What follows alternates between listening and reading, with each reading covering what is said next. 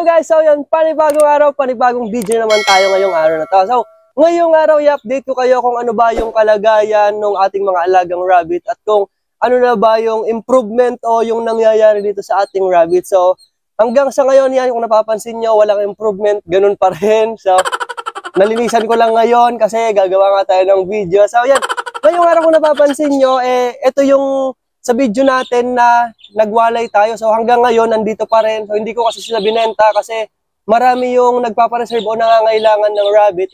Importante yung paggagamitan nila kasi gagamitin nila sa school. So yung mga order sa atin mga animal science student at veterinary student. So yung total lang kakailanganin nilang rabbit, yung lahat na nagpa-reserve sa akin at yung tinanggap ko lang na alam kong kaya ko is 45 heads. So kaya ito, lahat ng ito na yung mga anak na natin naka-reserve na. So kulang naman to sa 45 heads kaya nag-breed ako last month. So ngayong araw yung kagabi nga pala, kagabi ng anak na yung tatlo na breed natin. So yun, kaya pakiramdam ko kayang-kayang abutin yung 45 heads. So gagamitin to ngayon ay February 15. So gagamitin nila yung rabbit o kakailanganin nila March, katapusan pa ng March. So, medyo malayo-layo pa, kayang-kaya. So, ngayon, papakita ko sa inyo yung ating mga rabbit. So, ayan, meron tayong 2, 4, 6, 6, 7. So, itong pitong to, naka-reserve na. Pero naka-reserve to sa animal science student. At ito naman, ito wala pa, kawala lang. Ito naman, manganganak siya bukas o kaya mamaya manganganak na to kasi breed ko siya nung January 16. Ngayon ay February 15 na. So mamaya o bukas manganganak na to. So sure ako hindi bababa ng siyam yung anak niyan kasi sobrang laki nung tiyan niya. Saka ito yung isa sa pinakamagaling kong parang doe na manganak. So ito hindi natin na breed kasi nagkasakit, hindi natin na isabay. So kailangan muna lang gamutin. Ito rin naka-reserve na, 4 lang silang magkakapatid. So, iwawalay na rin natin to. At ito, ganun rin. Manganganak rin mamaya o bukas kasi noong January 16 ko rin siya brinid. 1 month lang naman yung pagbubuntis ng ating mga rabbit. So, ito yung pinakamalaki nating rabbit. So, yan, sobrang laki rin nung tiyan niya. Kung makikita nyo, bilog na bilog.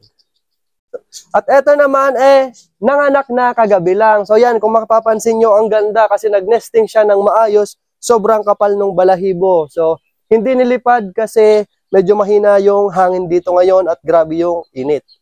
So, yan, papasilip ko sa inyo. Yung anak nito ay siyam.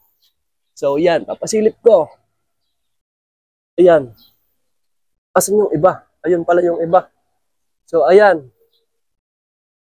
So, siyam yan lahat. Huwag natin masyadong istorbohin. So, yan yung mother nila, kulay gray. At dito naman sa kabila, merong 6 yung anak niya. Yan. At dito naman, dapat 7, kaya lang yung 3 patay. Halos yung sa parte ng tadyang hindi pa buo.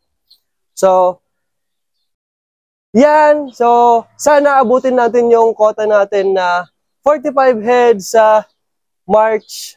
Yung kabentahan nito, meron tayong paggagamitan para maayos natin yung mga alaga rin natin dun sa bahay. Kasi yung plano ko ay yung kabentahan nito, bibili tayo ng mga panibagong sisiw na heritage chicken na mga puro at isang breed na lang yung ating bibilhin para hindi tayo ma-crossbreed at maparami natin ng maayos kasi magbibreed rin tayo ng manok para makapagbenta, magpapapisa rin tayo ng mga sisiw. Kasi medyo maganda yung presyo ng ating mga sisiw na heritage chicken sa ngayon.